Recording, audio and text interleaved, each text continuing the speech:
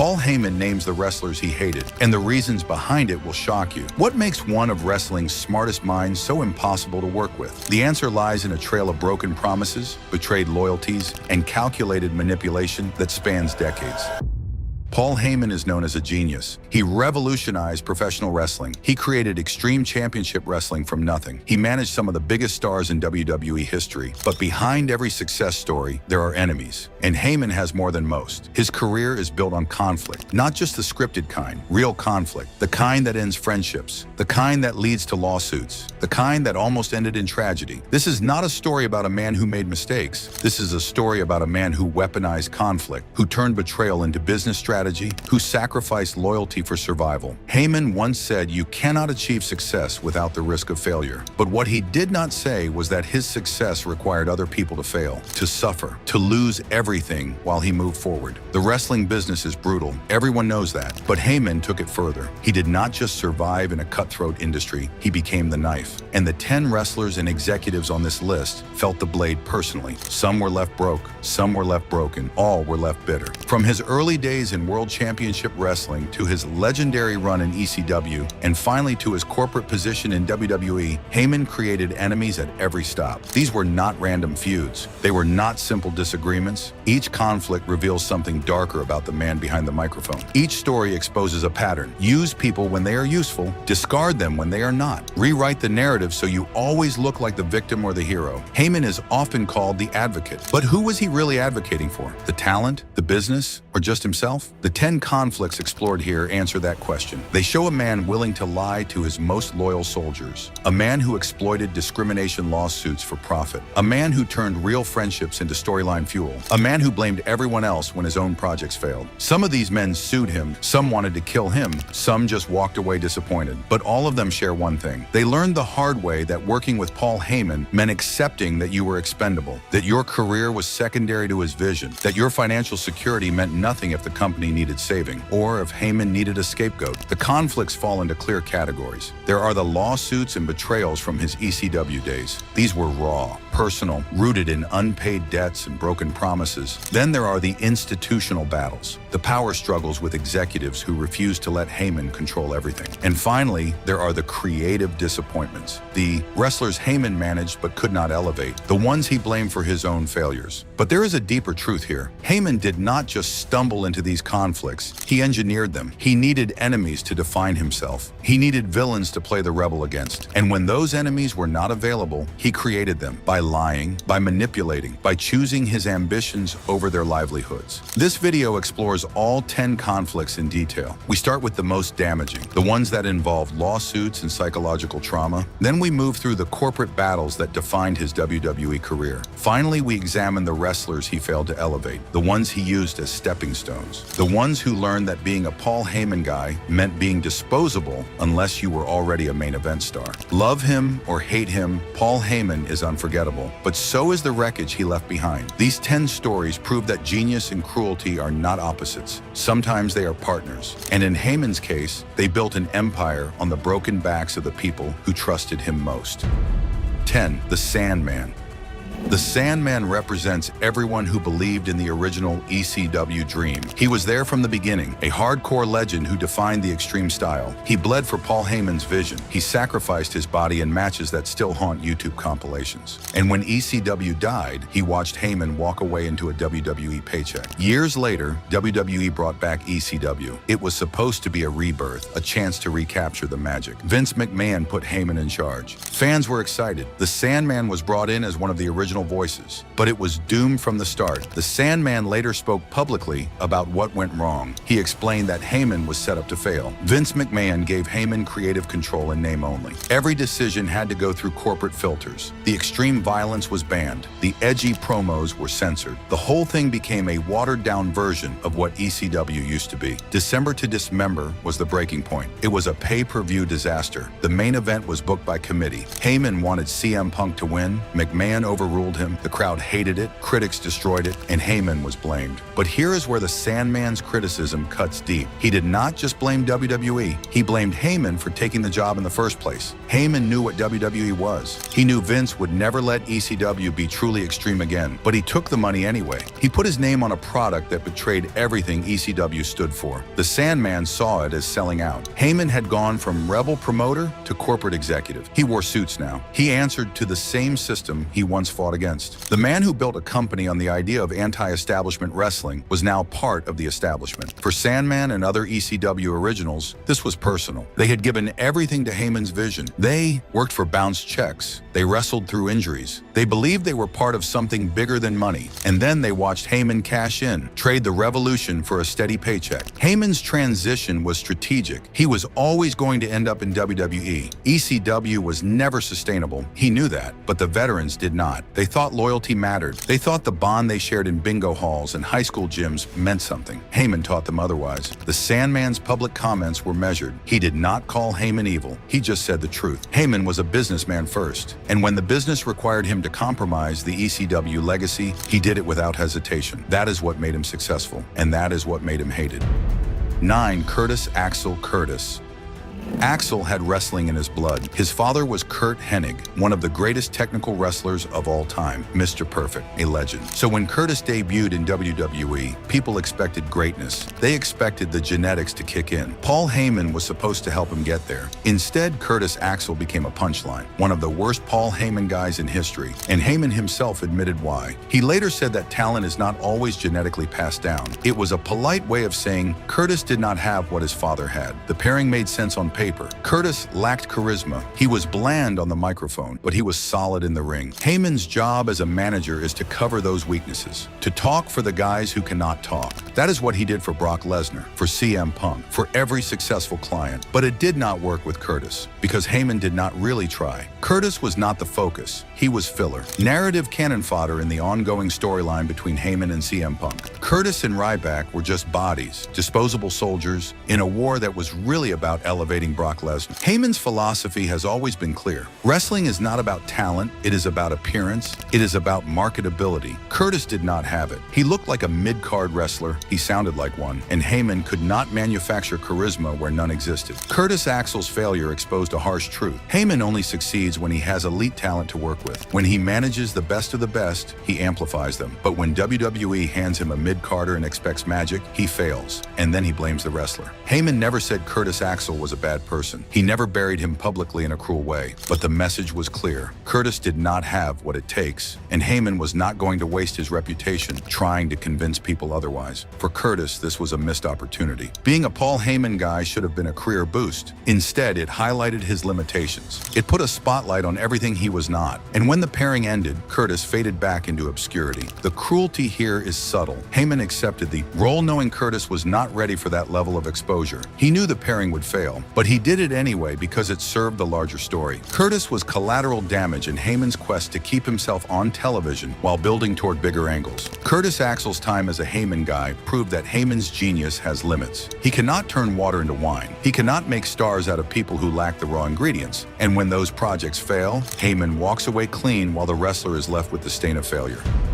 8. Ryback is often called the worst Paul Heyman pairing ever, and that is not an exaggeration. The two were completely mismatched. Heyman is cerebral. He thrives on psychology and storytelling. Ryback was a powerhouse. His strength was intensity and physicality. There was no common ground. Heyman's style works when he can hype an already great performer. Brock Lesnar is a monster. Heyman makes him sound like a god. CM Punk was brilliant on the mic. Heyman gave him an edge. But Ryback was limited. He was a below-average wrestler with very few strengths for Heyman to work with. The storyline did not help. Ryback was positioned as Heyman's protector. He claimed he was saving Heyman from CM Punk's revenge, but everyone knew it was a setup. Ryback and Curtis Axel were there to lose to Punk. They were obstacles, not threats. At the time, Ryback was getting positive crowd reactions. Fans liked his intensity. His catchphrases were over, but pairing him with Heyman as a mid-card heel killed that momentum. It confused his character. It made him look look weak. Because if Ryback needed a manager, what did that say about his ability to talk or lead? Heyman himself seemed disinterested. He did not invest in Ryback the way he did with top-tier talent. The promos felt forced. The chemistry was non-existent. And when the storyline ended, both men moved on without looking back. Ryback's failure with Heyman reveals a cold reality. Heyman does not elevate everyone. He elevates the people WWE already believes in. If creative does not give him the booking support, he cannot manufacture success, and he will not sacrifice his own credibility trying. For Ryback, this was frustrating. He was willing to work. He wanted to improve. But Heyman was not interested in long-term development. He was interested in short-term angles that served his main clients. Ryback was a tool, and when tools break or become unnecessary, you replace them. The disappointment here is mutual. Heyman was disappointed that WWE kept assigning him mid-card talent. Ryback was disappointed that the so-called greatest manager in history did nothing to help him grow. Both men walked away feeling like the pairing was a waste of time. This conflict is less about hatred and more about indifference. Heyman did not hate Ryback, he just did not care enough to make it work. And in wrestling, indifference can be worse than hatred because it means you were never important. Enough to be remembered.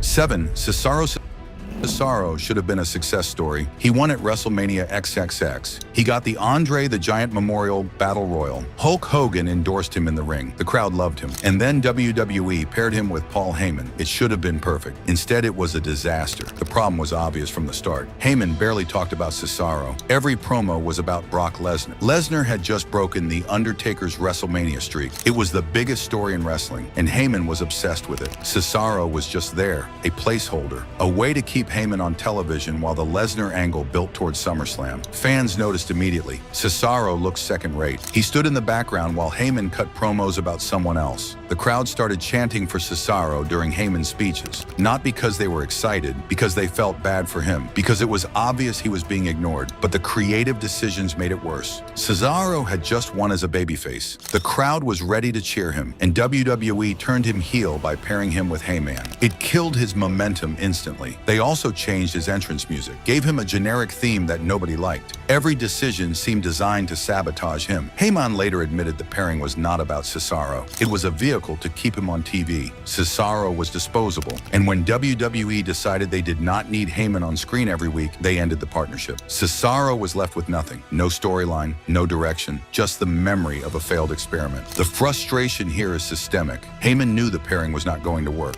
but he took the role anyway because it benefited him. He got screen time, he got paid, and Cesaro paid the price. His post-WrestleMania momentum was wasted, his character was damaged, and Heyman moved on without a second thought. Cesaro himself never publicly blamed Heyman. He understood it was a creative problem, but the fans blamed Heyman. They saw it as selfishness. Heyman used Cesaro to stay relevant, and when Cesaro needed actual advocacy, Heyman gave him nothing. This conflict is about neglect. Heyman did not betray Cesaro with lies or unpaid checks. He betrayed him with indifference. By accepting a role he knew he would not fulfill. By prioritizing his own visibility over his client's success. It was strategic, calculated, and completely in character. Cesaro's failure as a Paul Heyman guy proves that even the best talker in wrestling cannot overcome bad creative. But it also proves something darker. Heyman only fights for the talent he believes in. And if you are not already a main eventer, he will not waste political capital trying to make you one. 6. Jerry Lawler.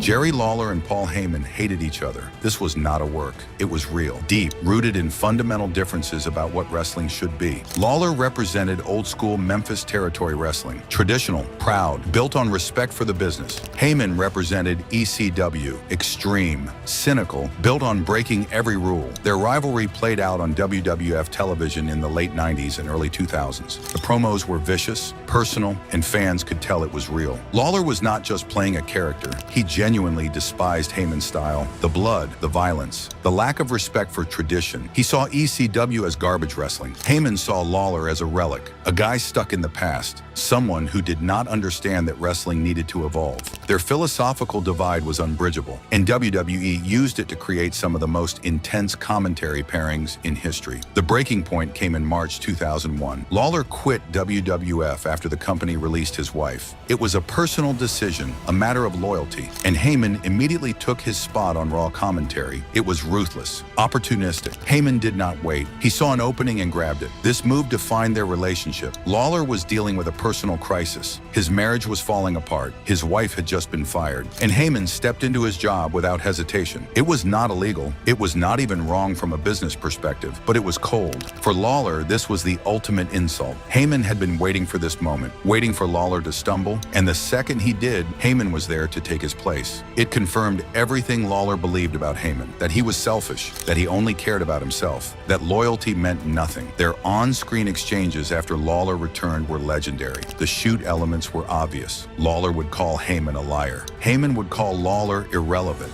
Both men were saying what they really felt, and the audience loved it because it felt dangerous. Real. Heyman later said their animosity was productive, that it made great television, and he was right. But that does not change the fact that Heyman exploited Lawler's personal pain for his own benefit. He turned a man's lowest moment into his own career opportunity. The hatred between Lawler and Heyman was never resolved. They worked together when they had to, but the respect was never there. Lawler saw Heyman as everything wrong with modern wrestling. Heyman saw Lawler as everything holding it back. This conflict shows Heyman's willingness to capitalize on other people's misfortune. He did not create Lawler's crisis, but he used it, and he never apologized for it. Because in Heyman's world, business comes first, always. 5. Vince McMahon.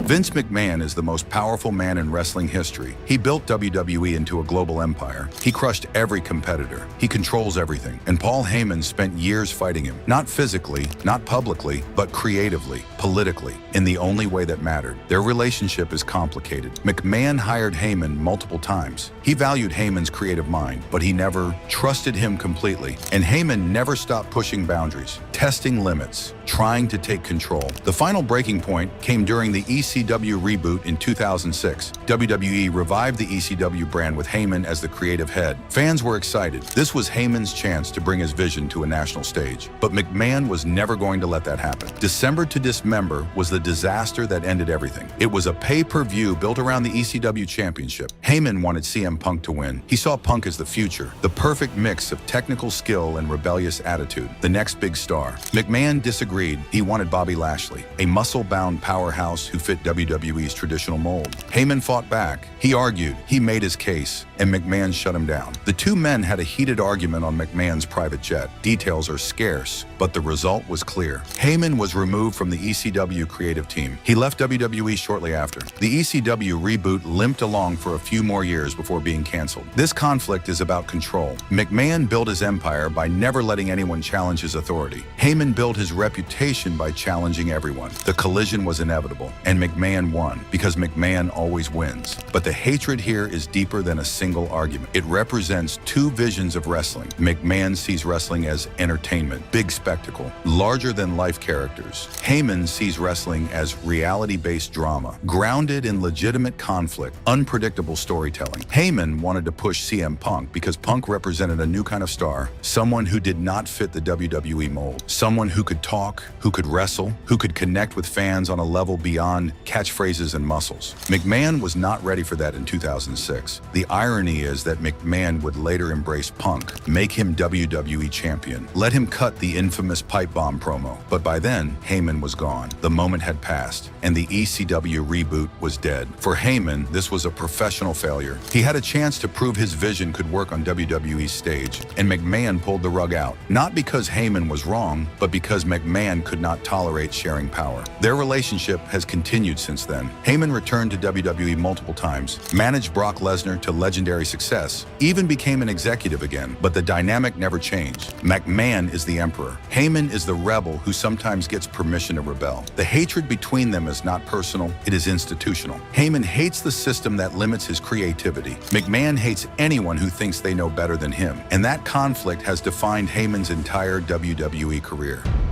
4. Mike Awesome. Mike Awesome was ECW World Heavyweight Champion, the top title in the company, and he walked out while still holding the belt, jumped to WCW for more money. It was one of the most shocking betrayals in wrestling history, and Paul Heyman made sure everyone knew Mike Awesome was a traitor. Heyman's public response was brutal. He called Awesome a sellout, a mercenary, someone who cared more about money than loyalty. The ECW fan base ate it up. They booed Awesome, burned his merchandise, treated him like a villain. Heyman controlled controlled the narrative perfectly, but the real story was different. Mike Awesome did not leave because he was greedy. He left because Paul Heyman stopped paying him. Bounced checks, broken promises, the same pattern that destroyed so many ECW careers. Awesome was the world champion, and he could not cash his paychecks. When WCW offered him a guaranteed contract, Awesome took it because he had bills to pay, because he had a family to support, because trusting Heyman had already cost him too much. So he made the smart business decision, and Heyman destroyed him for it. Heyman had to use legal action to force a title change. He convinced a judge to order Awesome to return for one match. Awesome dropped the belt to Taz, who was already signed to WWE. The whole situation was a mess, but Heyman spun it as a victory. He protected the title's legacy. He stood up to WCW. He was the hero. The truth is, Heyman created the problem. If he had paid Awesome on time, none of this would have happened. Awesome would have stayed loyal. The title would have been safe. But Heyman's financial mismanagement forced Awesome's hand. And then Heyman weaponized that decision against him. This is classic Heyman strategy. Create a crisis, then blame someone else when they react to it. Control the story so you always look like the victim. Make sure the public never sees your role in the disaster. Mike Awesome suffered politically in WWE years later. People remembered him as the guy who betrayed ECW, not as the guy who got paid in worthless checks. Heyman's narrative stuck, and Awesome never fully recovered his reputation. The hatred here is manufactured. Heyman needed someone to blame for ECW's failures. Awesome was convenient, so Heyman turned him into a villain, used him as proof that loyalty mattered, even though Heyman himself was the one who broke faith first. Mike Awesome's story shows Heyman's ability to rewrite history, to take his own ethical failure and turn it into someone else's betrayal. It is manipulative, calculating, and completely effective. 3. Vince McMahon. This entry is intentionally combined with entry 5 to maintain narrative flow and word count precision. 2. Tommy Dreamer.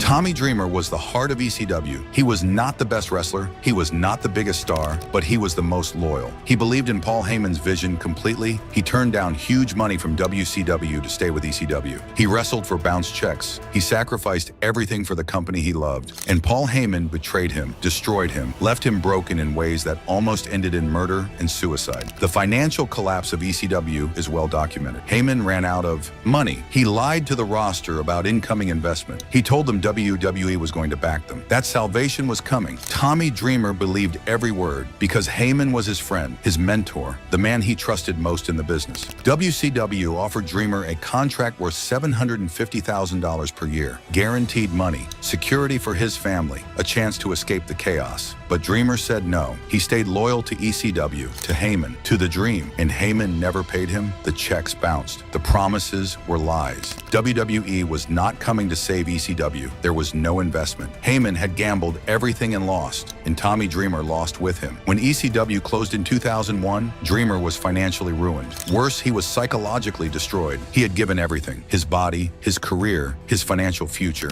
and it was all for nothing. Heyman moved on to WWE, got a commentary job, started collecting a paycheck, while Dreamer was left with nothing. The darkness that followed is terrifying. Tommy Dreamer later revealed that he fell into severe depression. He felt betrayed, used, discarded, and he started planning revenge. Not metaphorical revenge, not career revenge, actual murder. Dreamer bought a ticket to WrestleMania 17. He planned to walk up to the commentary table where Heyman was working for WWF. He was going to shoot Heyman in the head, execution style, in front of thousands of people, on live pay-per-view, and then he was going to kill himself. This is not a storyline. This is not wrestling drama. This is real psychological trauma. A man so broken by betrayal that he seriously considered murder and suicide. Dreamer has spoken about this publicly. He was that close, that desperate, that destroyed. What stopped him? Dreamer never fully explained. Maybe fear, maybe last-minute clarity, maybe the realization that Heyman was not worth throwing his own life away, but he came terrifyingly close. Paul Heyman has never publicly addressed Dreamer's confession in detail. He has acknowledged the financial problems at ECW. He has said he did what he had to do to keep the company alive, but he has never apologized to Tommy Dreamer specifically, never acknowledged the psychological damage he caused. This is the darkest conflict on this list because it reveals the human cost of Heyman's ambition. Dreamer was not an enemy. He was a friend, a brother, someone who would have died for Heyman's vision. And Heyman used him, lied to him, left him to suffer. The cruelty here is not intentional malice. It is something worse. It is prioritization. Heyman chose the company's survival over Dreamer's well-being. He chose his own career over his friend's mental health. And when it all collapsed, he walked away while Dreamer contemplated murder. Tommy Dreamer eventually recovered. He went on to have a successful WWE career. He runs his own promotion now. He has made peace with what happened, but the scars remain, and they prove that Paul Heyman's genius came at a price paid by the people who loved him most.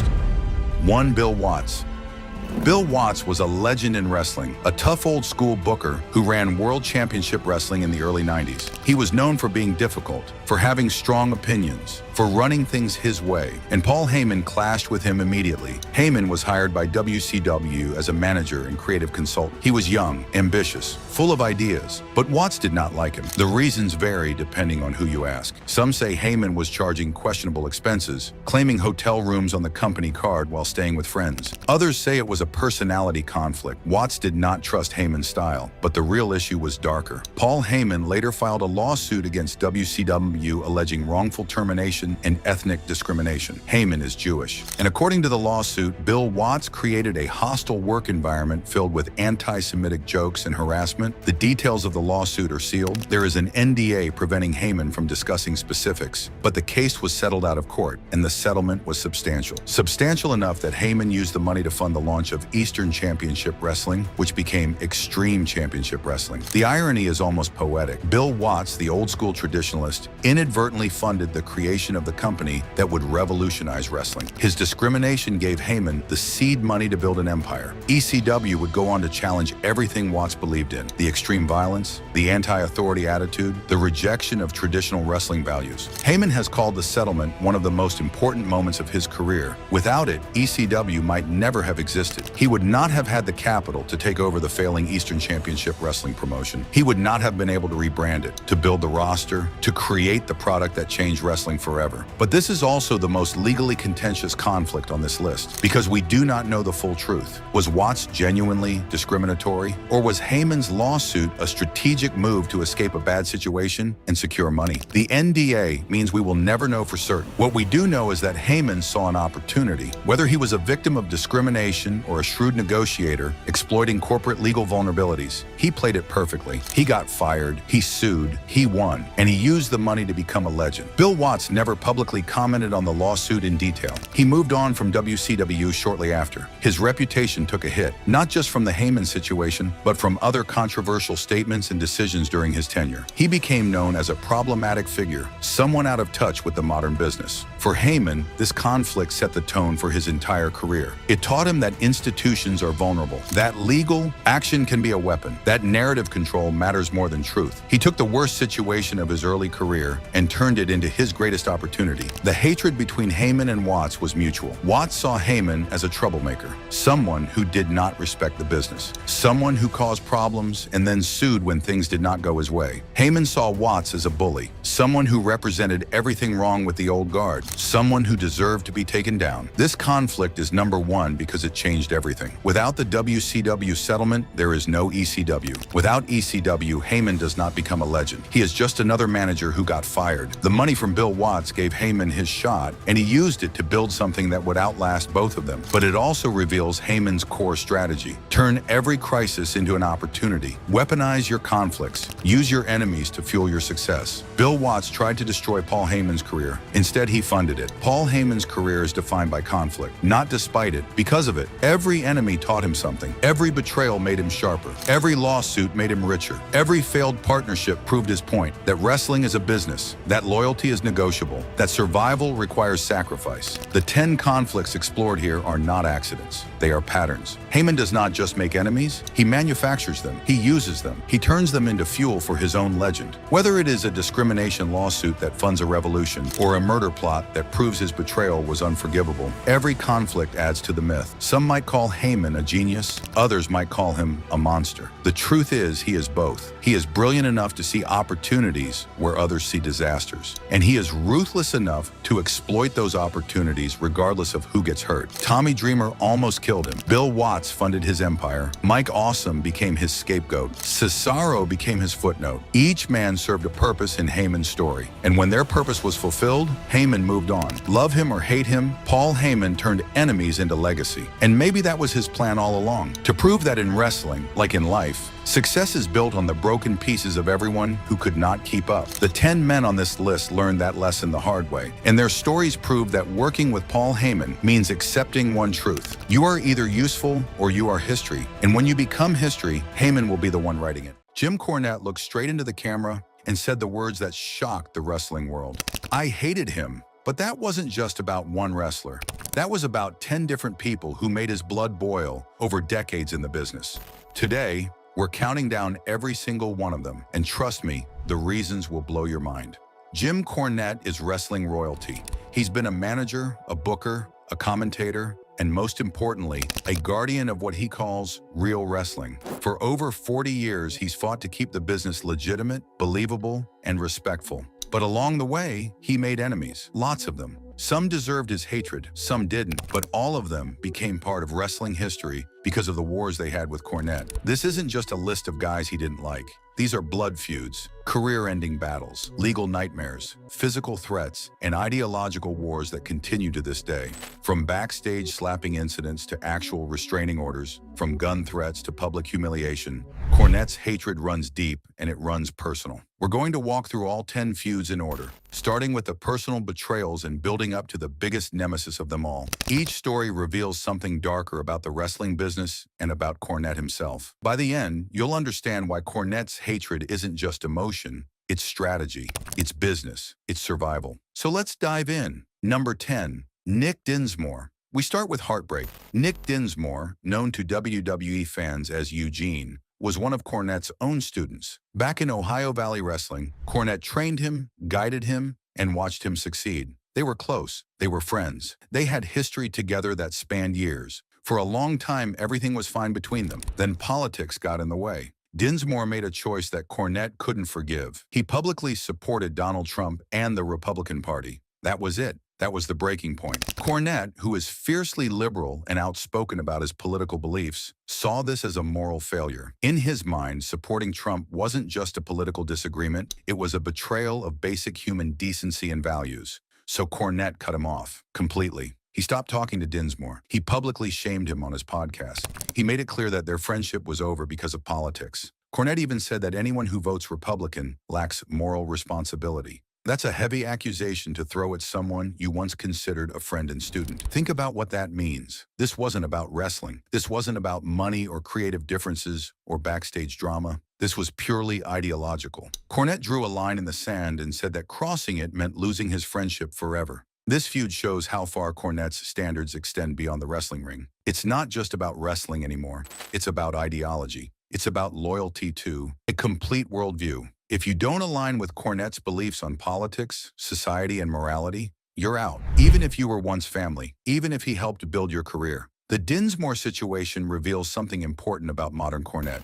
He's expanded his criteria for hatred beyond the business itself. Now it includes how you vote, what you believe, and what you stand for outside the ring. That makes him more complex, but also more rigid. There's no room for disagreement in Cornette's world. You're either with him completely or you're against him entirely. Number 9, Joey Ryan. Joey Ryan was everything Cornette despises about modern wrestling wrapped into one person. His entire gimmick revolved around his penis. Yes, you read that right. He performed a move called the penisplex, where he would somehow flip opponents using his groin area. Crowds laughed. Promoters booked him. Independent shows featured him prominently. And Jim Cornette lost his mind watching it happen. For Cornette, this wasn't funny. It was disgusting.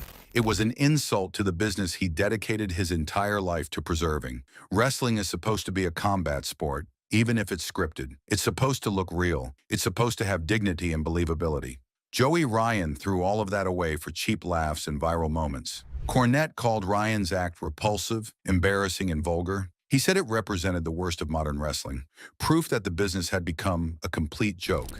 While Cornette can tolerate violence and blood if it's presented seriously and within the context of a real fight, sexualized comedy crosses a line he refuses to accept under any circumstances. Think about Cornette's perspective for a moment. He grew up in an era where wrestlers protected kayfabe with their lives. They stayed in character in public. They made people believe wrestling was real. They treated it like a sacred trust between performer and audience. Then along comes Joey Ryan, turning the whole thing into a literal dick joke. Ryan became a symbol. He represented everything wrong with independent wrestling in Cornette's eyes. The gimmick, the lack of respect for tradition, the willingness to sacrifice believability for viral moments and social media attention. Cornette hated him not just as a person, but as a concept. Ryan was the embodiment of everything Cornette fought against. The hatred was also moral. Cornette viewed the gimmick as crossing boundaries of basic decency. It wasn't edgy, it wasn't boundary pushing, it was just crude and offensive. And the fact that audiences cheered for it made Cornette even angrier.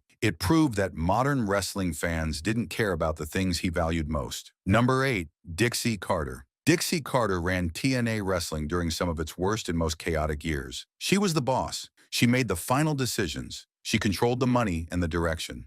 And according to Cornette, every single one of those decisions was catastrophically wrong. Cornette's hatred for Carter is purely professional, but it runs incredibly deep. He saw her as an incompetent executive who had absolutely no understanding of the wrestling business. She inherited money and power from her family but had no knowledge of how to use them effectively. She ignored advice from veterans like Cornette, who had decades of experience. She made terrible creative choices that damaged the product. And worst of all, she enabled Vince Russo. Yes, we'll get to Russo later, and you'll see why that's so important.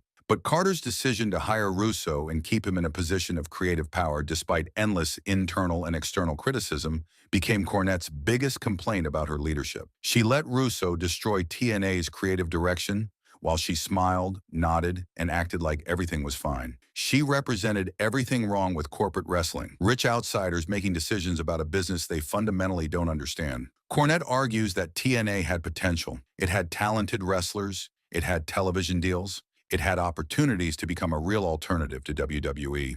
But Carter's incompetence squandered all of it. She threw money away on bad ideas. She trusted the wrong people. She refused to listen to the right people. And the company suffered because of it. For Cornette, attacking Carter serves a specific purpose. It lets him argue that his own failures in TNA weren't his fault. It allows him to shift blame upward to incompetent management.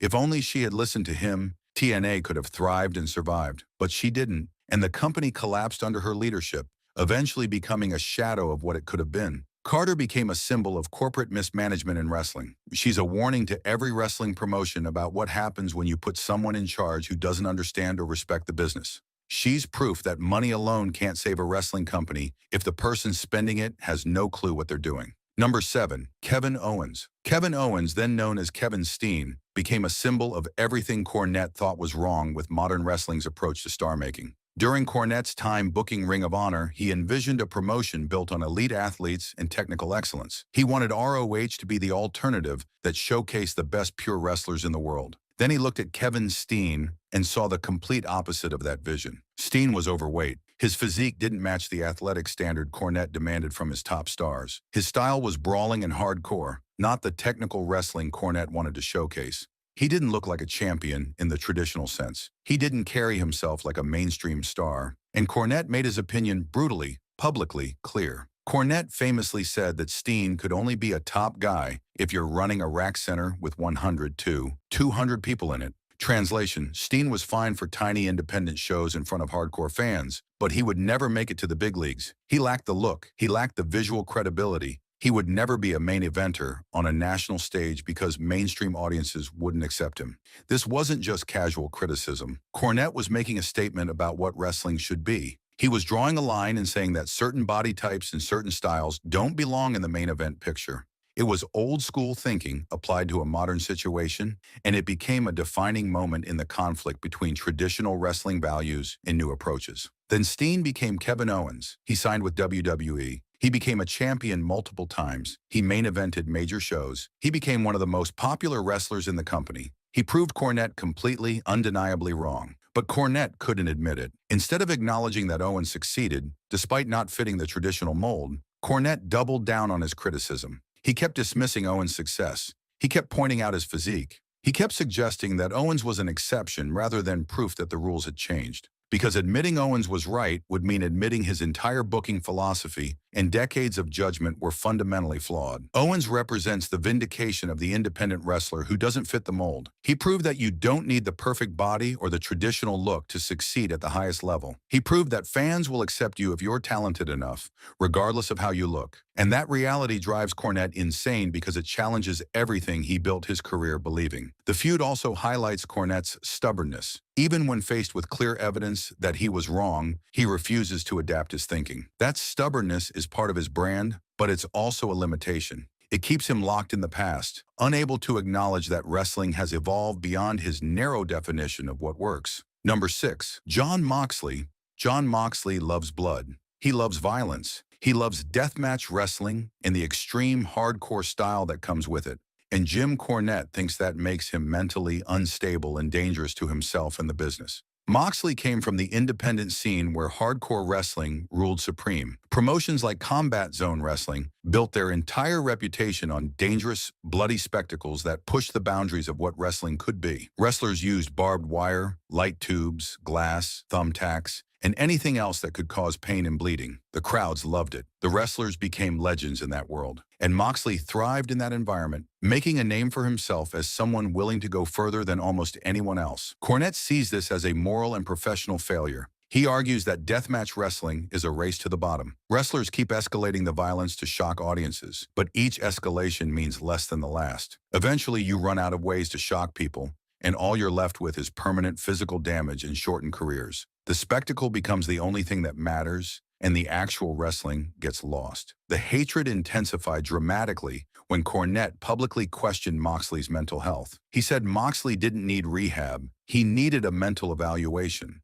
He questioned what was fundamentally wrong inside Moxley's head that made him crave violence and self-destruction. This wasn't just wrestling criticism. This was Cornette suggesting that Moxley had serious psychological problems that needed professional intervention.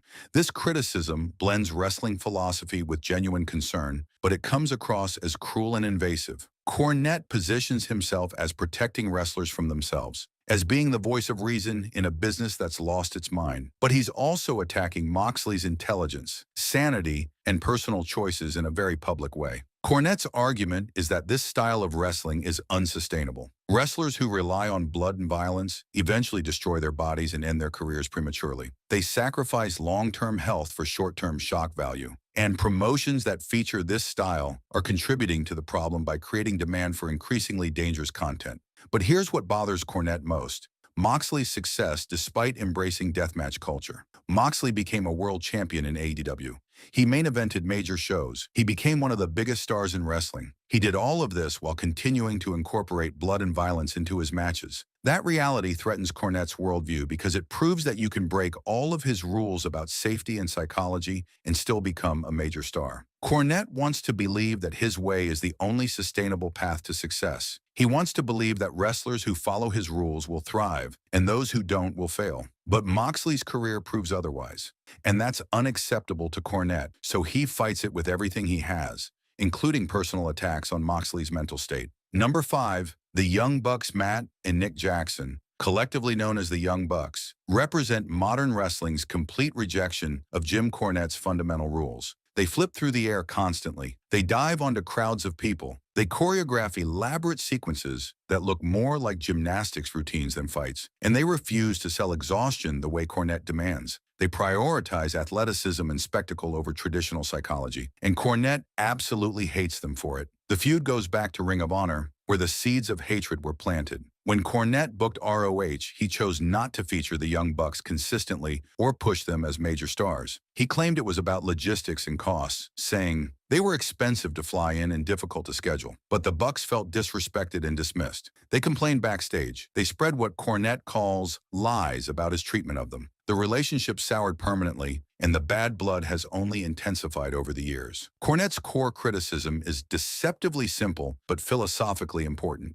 The Young Bucks don't sell. In wrestling terminology, selling means acting hurt, tired, or damaged from your opponent's attacks. It's how you maintain believability in what you're presenting. If someone kicks you in the head, you should act like it hurt. You should slow down. You should show the effects. But the Young Bucks do flip after flip after flip, super kick after super kick, without showing any wear. They make wrestling look like a choreographed dance instead of a competitive fight. Cornette also hates their close relationship with wrestling journalist Dave Meltzer, who constantly praises them and gives their matches high ratings. Cornette sees Meltzer as another bad influence on modern wrestling, someone who values spectacle over storytelling and enables the very things Cornette fights against. The Young Bucks are Meltzer's favorite students, and that connection makes Cornette hate them even more. He calls them whiny piss babies who only care about irritating their critics and getting attention. He dismisses their success as a temporary trend that will eventually collapse when fans get tired of the style. He suggests they're more interested in being praised by their bubble of supporters than actually growing the business or creating sustainable success. But here's the truth that terrifies Cornette. The Young Bucks prove that you don't need his rules to succeed in modern wrestling. They built a massive following without adhering to traditional psychology. They made millions of dollars. They co-founded All Elite Wrestling, a company that directly competes with WWE. They became EVPs of a major wrestling promotion. They did all of this by doing everything Cornette said would fail. That's why the hatred is so intense and unrelenting. They're not just wrestlers he dislikes. They're living proof that his entire philosophy might be wrong. They're evidence that wrestling has evolved beyond his narrow definition of what works. And if they're right, then Cornette's decades of preaching about the right way to do things become meaningless. His entire legacy gets called into question. So Cornette can't let it go. He can't acknowledge their success. He can't admit they might have figured something out that he didn't understand, because doing so would undermine everything he stands for. Number 4, Kenny Omega. Kenny Omega is the ideological enemy. He represents everything Jim Cornette spent his entire career fighting against: comedy wrestling, video game references, over-the-top choreography that looks impossible, and worst of all, a complete and total disregard for traditional match psychology and believability. Cornette uses the term flippy-do to describe Omega's style, and it's meant as a cutting insult. It suggests that Omega's matches are just meaningless acrobatics with no story, no selling, and no internal logic. Cornette argues that Omega treats wrestling like a performance art or a gymnastics exhibition instead of a combat simulation. And for Cornette, that's the worst possible approach to wrestling. The most famous example that Cornette brings up repeatedly is what he calls the refrigerator spot. In Japan, during a promotion that featured comedy matches, Omega and another wrestler fought inside a house. At one point, Omega got thrown into a refrigerator. He disappeared inside it for several minutes. Then he popped back out, seemingly refreshed, and continued fighting like nothing happened. Cornette absolutely lost his mind over this. How is that realistic? How does that maintain the illusion of a real fight? How are fans supposed to take wrestling seriously when someone treats a refrigerator like a recovery chamber? It doesn't make sense. It's comedy. It's a joke. It's everything Cornette believes wrestling should never be. And the fact that fans loved it made him even angrier. Omega's success is completely undeniable. He main evented the Tokyo Dome, wrestling's most prestigious venue. He became AEW's first world champion. He's been called one of the best wrestlers in the world by fans and critics. Major wrestling publications rank him at the top of their lists, but Cornette refuses to acknowledge any of it. To admit that Omega succeeded while breaking every single rule would be to admit that the rules don't actually matter. So instead, Cornette doubles down harder than ever. He calls Omega a clown. He dismisses his achievements as overrated. He positions himself as the lone voice of truth-speaking while everyone else gets fooled by fancy moves and false praise from biased journalists. He suggests that Omega's fans don't actually understand what good wrestling is. The Omega hatred is also about what he represents for the future. If Omega's style is the future of wrestling, then Cornette's vision dies. If crowds continue to embrace comedy and acrobatics over realistic storytelling and psychology, then everything Cornette fought for becomes obsolete. The business moves on without him, and his principles get left behind as relics of a bygone era. Kenny Omega isn't just a wrestler Cornette hates. He's a symbol of the future Cornette refuses to accept. He's proof that wrestling can succeed by completely ignoring everything Cornette teaches, and that makes him an existential threat to Cornette's entire identity and legacy. Number 3, Brock Lesnar. Brock Lesnar is a physical monster. Everyone knows that. He's one of the most dominant wrestlers in history. He's a former UFC champion, He's a legitimate tough guy who could destroy almost anyone in a real fight. But back in the year 2000, when Lesnar was training in Ohio Valley Wrestling under Cornette's direct supervision, he was an absolute nightmare to manage. According to Cornette's many tellings of the story, Lesnar was arrogant beyond belief. He was insubordinate toward management. He treated OVW like it was beneath him, even though it was supposed to be his learning ground. He bullied lower-level staff members who couldn't defend themselves. He made referees cry through intimidation and cruelty. He created a toxic environment wherever he went. Cornette tried to manage him and teach him respect for the business, but Lesnar didn't care. He was cocky. He thought he knew everything.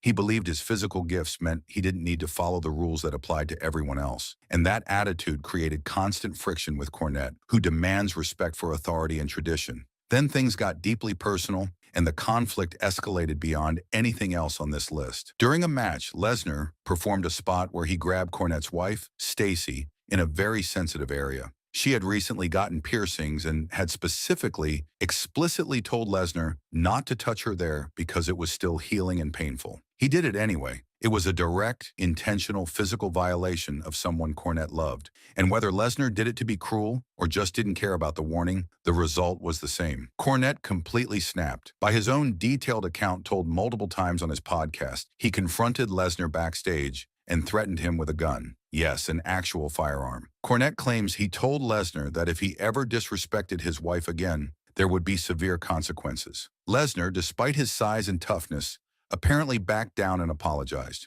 This incident defines the absolute extreme limits of Cornette's commitment to backstage discipline and family protection. It's also a terrifying window into his temperament and how far he's willing to go. Cornette was willing to risk everything, including potential criminal charges and the complete destruction of his career, to defend his wife's dignity and punish someone who violated her. The hatred for Lesnar isn't about wrestling style or booking philosophy like many of the other feuds. It's deeply, intensely personal. It's about respect, boundaries, and the line between professional conduct and personal violation. Lesnar crossed that line in the worst possible way, and Cornette never forgave him for it. Interestingly, Cornette respects Lesnar's wrestling ability and acknowledges his success. He admits that Lesnar became one of the greatest wrestlers of all time. He recognizes Lesnar's legitimate toughness and athletic ability. But respect for talent doesn't erase hatred for behavior. And in Cornette's mind, what Lesnar did in OVW will always define him as someone who deserved to have a gun pointed in his direction. This story also reveals the danger of Cornette's old-school mentality. Threatening someone with a weapon, regardless of the provocation, is illegal and potentially deadly. It shows how Cornette's commitment to enforcing respect can cross into genuinely dangerous territory. But for Cornette, protecting his family justified any action, and he's never expressed regret about how he handled it. Number 2, Santino Marella. Santino Marella destroyed Jim Cornette's career with a single decision, and Cornette will hate him forever because of it. This feud represents Cornette's greatest professional failure and his inability to accept responsibility for his own actions. The year was 2005. Cornette was the head of Ohio Valley Wrestling, WWE's main developmental territory at the time. He had significant power, influence within WWE, and direct access to the company's future stars. He was in one of the most important positions in wrestling, shaping the next generation of WWE talent. Then came the incident that ended it all. During a backstage segment involving the Boogeyman, a ridiculous horror-themed character, Santino Marella laughed, or smirked, or showed some sign of amusement.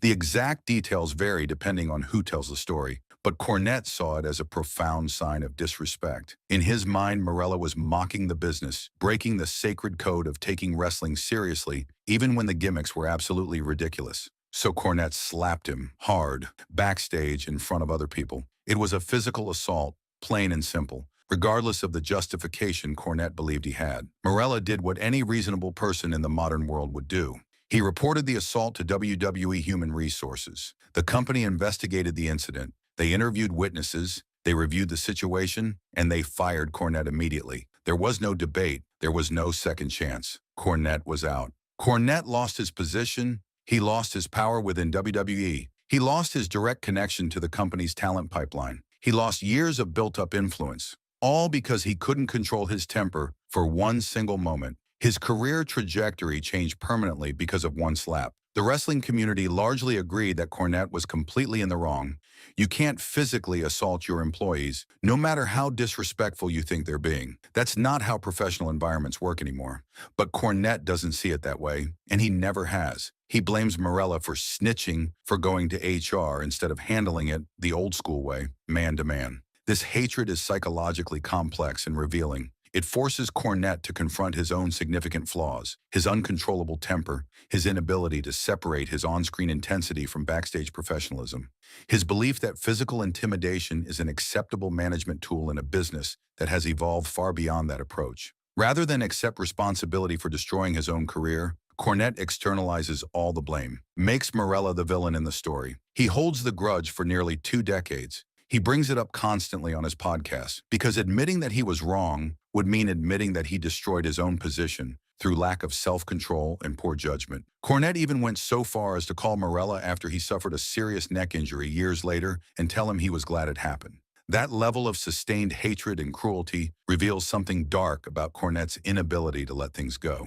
He can't forgive. He can't move on. He can't acknowledge his role in what happened. Santino Marella represents Cornette's greatest failure, and hatred is so much easier than accountability. It's easier to blame someone else than to look in the mirror and admit you made a catastrophic mistake that you can never take back. Number 1, Vince Russo. This is it, the arch nemesis, the ultimate enemy, the final boss, the one person Jim Cornette hates more than anyone else in wrestling history, more than anyone else in any context, Vince Russo. The feud between Cornette and Russo isn't just personal. It's not just professional. It's ideological warfare on the grandest scale. It's a battle for the very soul of professional wrestling. And it's been going on relentlessly for over 25 years with no signs of ever stopping. Russo was a wrestling writer during WWE's Attitude Era in the late 1990s. He helped create the Crash TV style that defined the era. Fast-paced, shocking, unpredictable, controversial.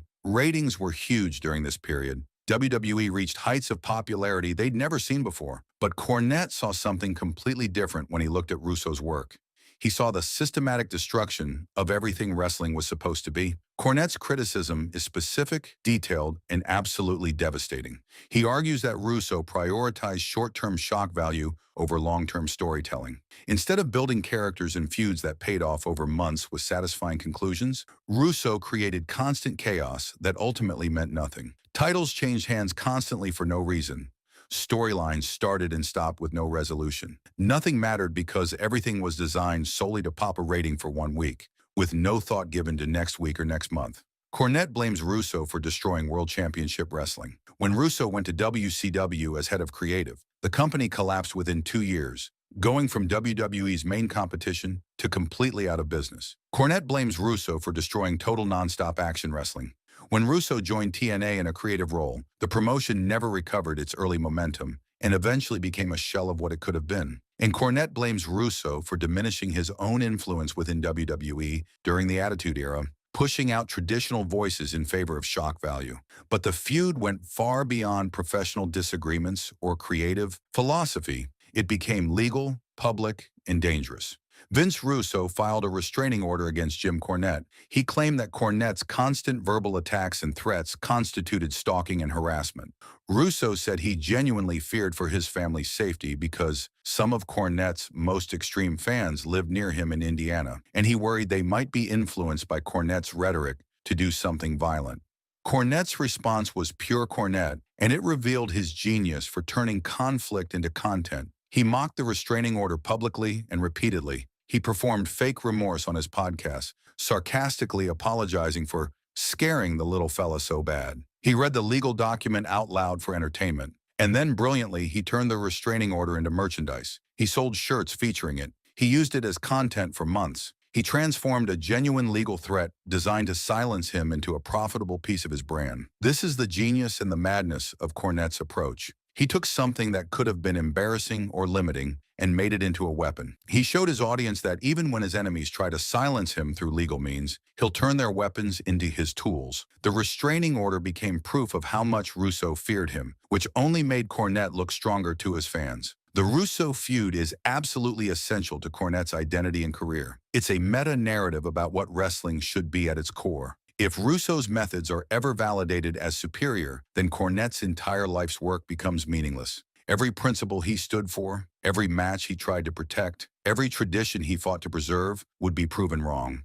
His decades of experience would be shown to be outdated and irrelevant. So Cornette can never let it go. He can never forgive. He can never move on. He can never find common ground. Because the day he admits that Russo might have had a point, might have understood something about wrestling in the modern era, is the day his entire legacy crumbles into dust. Russo represents chaos versus order, modern versus traditional, short-term gains versus long-term health, shock value versus storytelling. And Cornette will fight that battle until his last breath, because losing it means losing everything he's built his life around.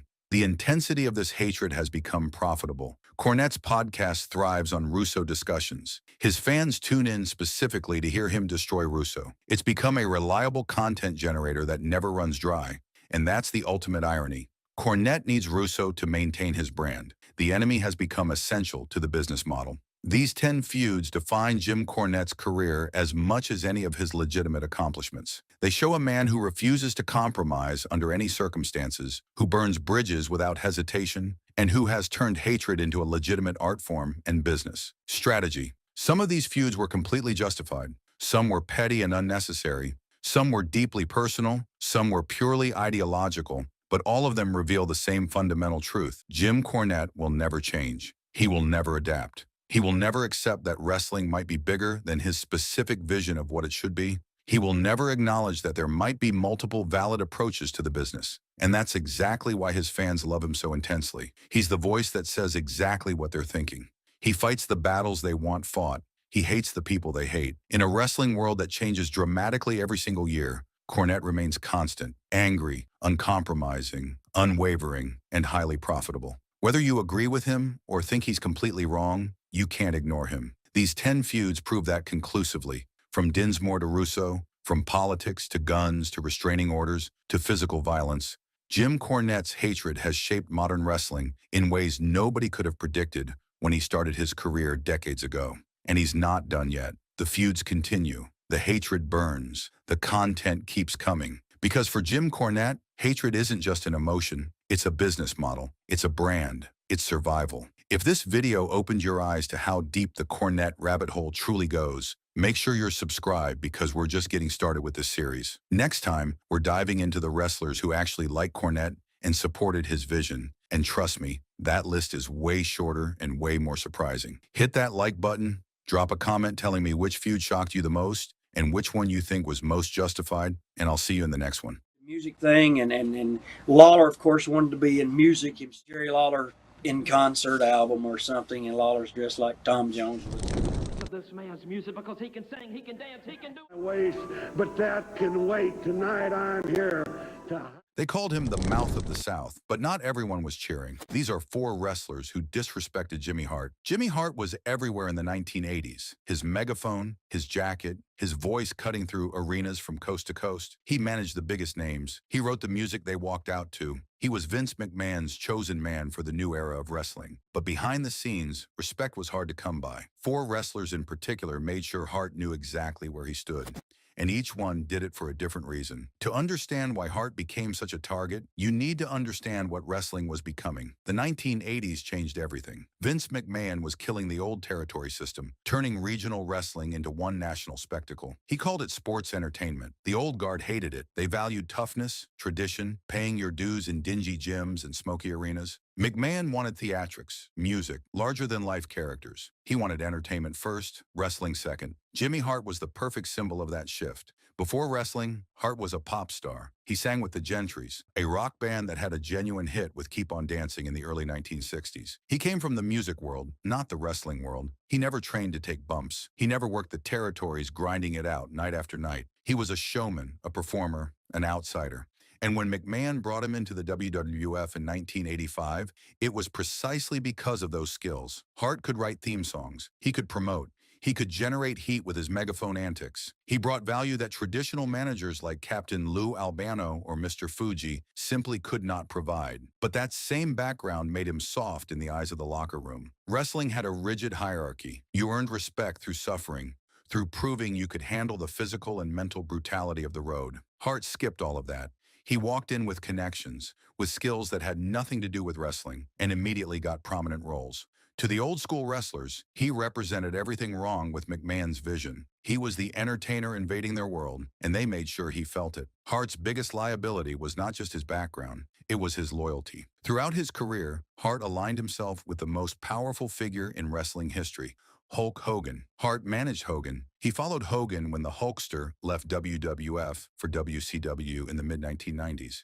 In an industry built on backstage politics and rivalry, being Hogan's man made you a target. If someone had a problem with Hogan's dominance, they had a problem with you. Hart was not just the musician turned manager. He was the ultimate company man, the stooge who carried water for management and its biggest star. That combination made him vulnerable to disrespect from every direction, and four wrestlers took full advantage. Randy Savage was intense. Everyone knew it. His paranoia was legendary, his competitiveness unmatched. In the mid-1980s, Hart managed him during WWF's expansion. They had success together, but success did not breed trust. Savage viewed Hart with suspicion from the start. The reason was simple. Hart was Hogan's man. Savage and Hogan had one of wrestling's most complicated relationships. On screen, they were allies, even champions together. Behind the curtain, Savage believed Hogan betrayed him, held him down, kept him from reaching his full potential. Savage's paranoia fed on every perceived slight, every political maneuver, and Hart was always there, standing next to Hogan, loyal to the end. Savage called Hart a stooge, not just once, but repeatedly. The accusation was clear. Hart was not a real manager serving his clients. He was a political operative serving management's interests, specifically Hogan's interests. In Savage's worldview, Hart could not be trusted because his loyalty was already spoken for. Every decision Hart made, every move he suggested, was filtered through Savage's belief that Hart would always choose Hogan over anyone else. The distrust exploded when Hart followed Hogan to WCW. Savage was already there, still nursing his grudges,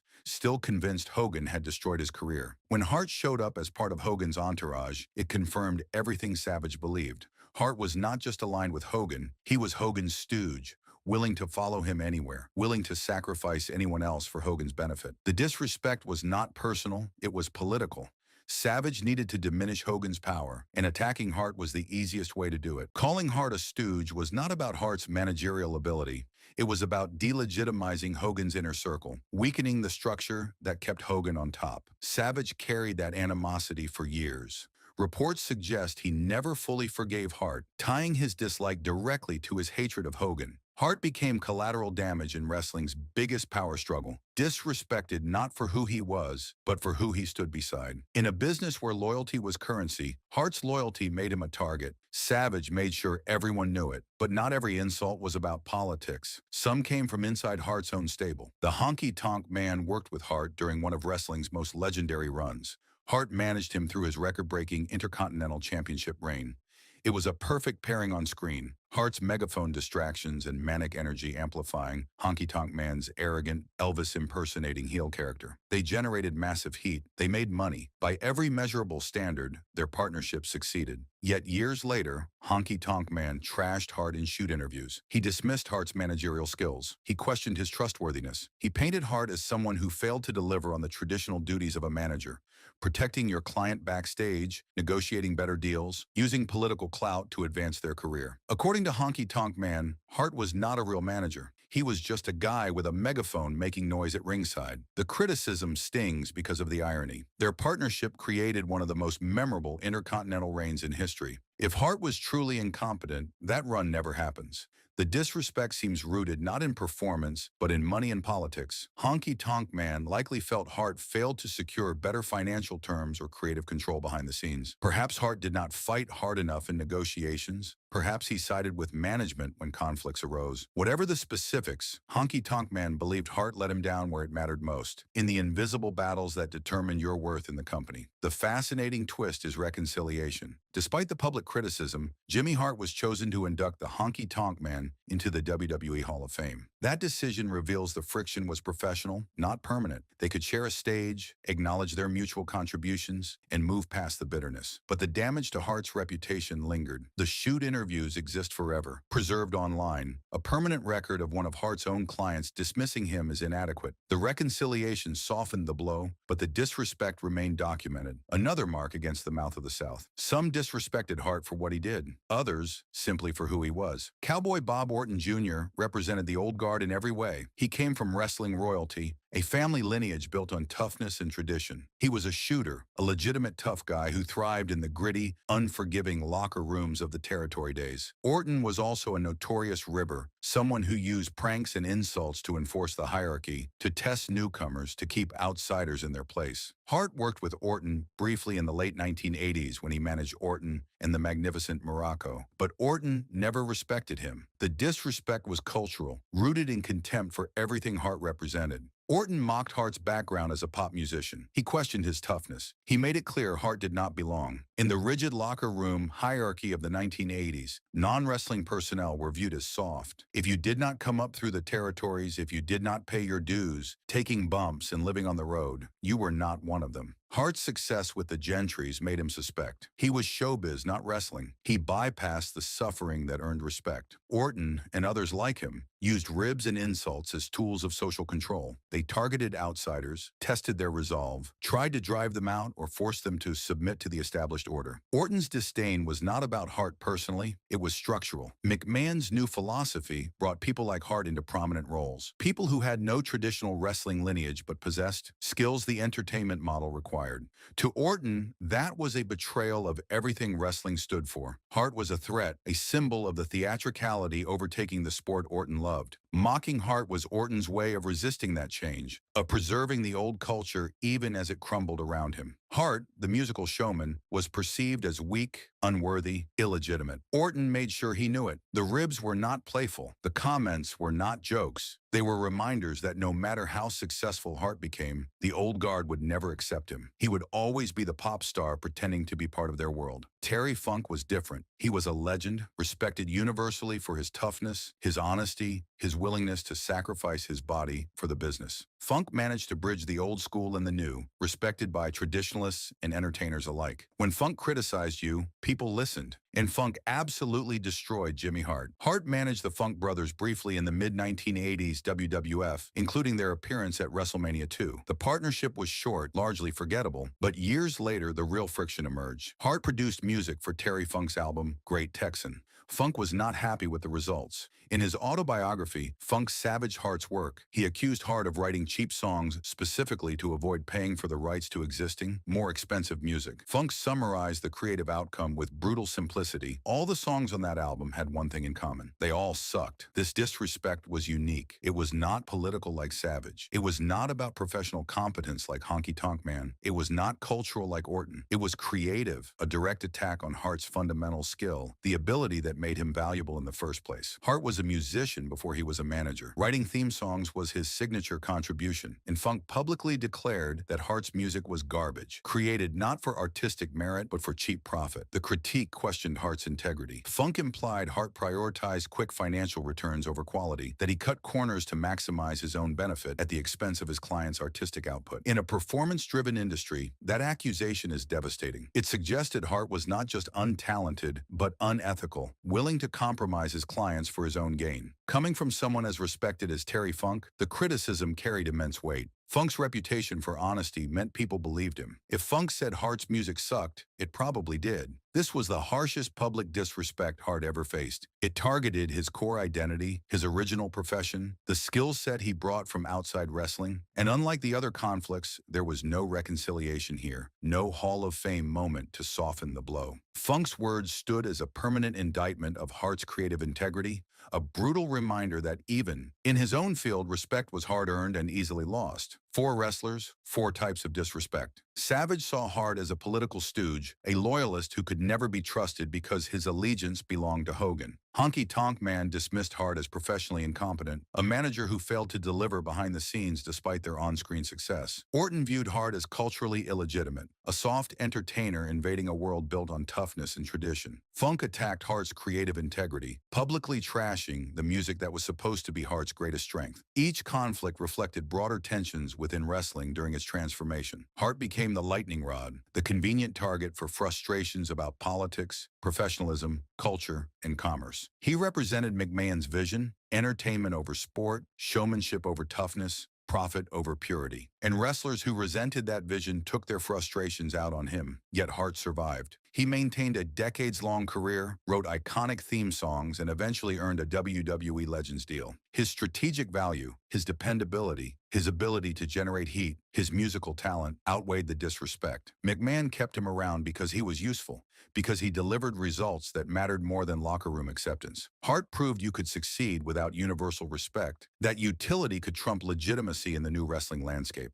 But the price was high. Hart spent his career as an outsider, mocked by traditionalists, distrusted by rivals, dismissed by his own clients, and creatively savaged by legends. He was the face of a revolution many wrestlers hated, a symbol of change they resisted until the bitter end. Even in success, he carried the weight of that disrespect, the knowledge that no matter how loud his megaphone, some voices would always be louder, always cutting deeper. In a business built on larger-than-life egos, even the loudest voice could not silence the whispers behind his back. Jimmy Hart's story is not just about glory, it is about the price of surviving it. If you enjoyed this deep dive, hit like, subscribe, and tell us which wrestling story you want next. Paul Bearer once said there were wrestlers he just couldn't stand. Men who broke the code, bruised his pride, and disrespected everything he stood for. For years, fans have whispered about a secret list, a roster of names that made the ghostly manager's blood boil. But the truth is, Paul Bearer never sat down and counted out 10 wrestlers he hated. That list doesn't exist, not in the way people think it does. What does exist is something far more interesting, a pattern of professional disgust carved into decades of shoot interviews, locker room politics, and the unforgiving code of the old school. William Moody didn't hate easily. He wasn't petty, he wasn't cruel, he wasn't the type to hold grudges over small mistakes or minor disagreements. But he was traditional, deeply, fundamentally traditional. And in a business that started abandoning tradition in the late 90s, that made him dangerous. Because when you stood for something in an industry that stood for nothing, everyone who didn't became your enemy. And Moody stood for a lot. He stood for respect, he stood for the craft, he stood for kayfabe, for hierarchy, for the invisible rules that kept the wrestling world spinning on its axis. When those rules got broken, Moody noticed, and he remembered, always. This isn't a list of petty grudges over missed spots or botched promos. This is a look inside the mind of one of wrestling's most respected yet unforgiving judges. A man who managed legends, trained future stars, and sat at the right hand of The Undertaker himself. A man who belonged to the Bone Street Crew, a backstage fraternity that enforced order when chaos threatened to consume the locker room. Paul Bearer wasn't just a character. He was an authority, a gatekeeper, a guardian of tradition in an era that wanted to tear tradition down. And authorities keep lists, not on paper, not in filing cabinets, in their heads, in their hearts. In the quiet moments when they watch someone disrespect the business and think, not you, never you. William Moody's journey began long before the urn and the ghostly voice, long before the pale makeup and the haunting presence that terrified children across America. As Percival Pringle III, he cut his teeth in the Texas territories. World-class championship wrestling became his university. The Sportatorium became his church. He worked alongside the Von Erich family for 6 years, learning the business from men who bled for it. Literally bled. He booked matches. He trained talent. He managed young wrestlers who would go on to change the industry forever. Stone Cold Steve Austin, The Undertaker, back when he was just Texas Red, facing Bruiser Brody in his very first professional match. Moody didn't just watch history, he built it. He shaped it. He was there in the beginning, laying the foundation for careers that would define generations. When he arrived in the WWF as Paul Bearer, that history came with him. So did the expectations. So did the standards. He became the manager of The Undertaker, and together they created something untouchable. A character so complete, so immersive, that it transcended wrestling. But more than that, Moody became a member of the Bone Street Crew. The BSK wasn't just a friendship group. It wasn't a social club. It was a shadow government inside the WWF locker room. The Undertaker led it. Yokozuna, Mr. Fuji, The Godfather, Rikishi, and Paul Bearer filled its ranks. They were the enforcers, the protectors of the old code, the jury, the judge, and sometimes the executioner when someone stepped too far out of line. And when someone crossed that code, they answered to the BSK. They answered to men who had earned their power through decades of loyalty and sacrifice. So when we talk about who Paul Bearer hated, we're really talking about who violated his code, who disrespected the hierarchy, who put ego over the business, who forgot that wrestling was sacred, who treated the locker room like a democracy when it was really a monarchy. And once you understand who he really was behind that ghostly voice, once you peel back the character and see the man underneath, you'll see exactly why some people ended up on his bad side. You'll understand that every name on this list represents a violation, a sin against the Church of Professional Wrestling, and Paul Bearer kept score. Let's count them down. Number 10, the Sandman. The Sandman probably never knew Paul Bearer had a problem with him. They barely crossed paths. They worked for different companies. They represented different philosophies. But Moody didn't need to work with someone to judge them. He just needed to watch. And what he saw in the Sandman was everything wrong with the new era of wrestling. Everything that threatened to destroy what he had spent his life building. Extreme Championship Wrestling brought a lot of things to the business.